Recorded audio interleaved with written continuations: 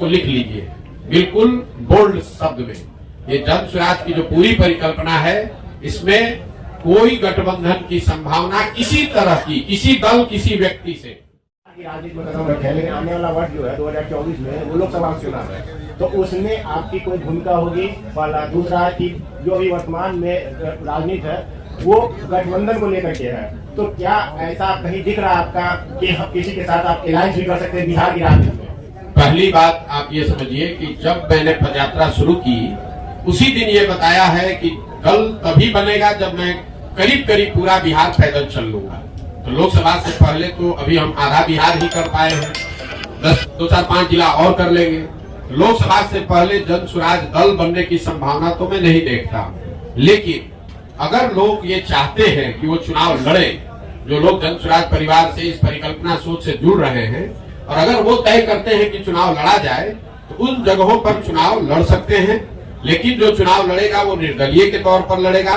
जन स्वराज परिवार या हमारी सोच या हम लोग के पास जो भी व्यवस्था है उसकी मदद करेंगे, लेकिन ये निर्णय विशुद्ध तौर पर उन लोगों का है जो जन स्वराज से जुड़े हुए हैं। अगर लोकसभा के स्तर पर, जिले के स्तर पर वो निर्णय लेते हैं कि हम लोग को चुनाव लड़ना है, हम लोग के पास योग्य कोई प्रत्याशी है, तो वो चुनाव निर्दलीय के तौर पर लड़ सकता है। इसका एक उदाहरण आपने देखा होगा, पहले 5 जिलों में जब हम लोग पैदल चल लिए तो वहां पर एक उपचुनाव हुआ, कई उपचुनाव हुए, लेकिन उसमें एक शिक्षा के एमएलसी का भी चुनाव हुआ। तो लोगों का ऐसा मानना था कि चूंकि हम लोग शिक्षा पर इतनी बात कर रहे हैं तो शिक्षकों के एमएलसी के चुनाव को हम लोग को लड़ना चाहिए। तो उन 5 जिले के जन स्वराज के साथियों ने मिलकर यह तय किया और अपने में से अफाक अहमद जी को चुनकर प्रत्याशी बनाया गया। वो लड़े निर्दलीय के तौर पर, लेकिन चुनाव जीते, अभी एमएलसी भी है।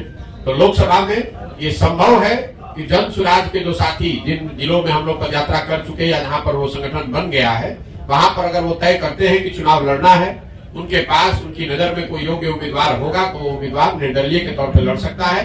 जन स्वराज दल के तहत कोई चुनाव लड़ने की अभी संभावना नहीं है। दल तभी बनेगा जब मैं पूरे बिहार की या ज्यादातर बिहार की पदयात्रा पूरी कर लूंगा। दूसरा आपने कहा गठबंधन की, तो कोई संभावना नहीं है, इसको लिख लीजिए बिल्कुल बोल्ड शब्द में।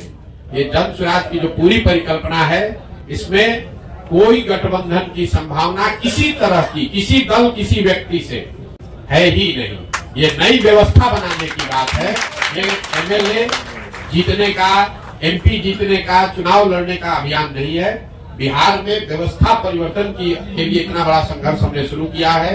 हमको 10, 20, 50 एमएलए जिताने में कोई दिलचस्पी नहीं है, एमएलए जिताने में भी दिलचस्पी नहीं। हमारी दिलचस्पी है कि बिहार को जीता जाए, लेकिन बिहार को सही लोगों के साथ जीता जाए। उनके पास सही लोग जीते और उनके पास योजना हो, तभी बिहार सुधरेगा।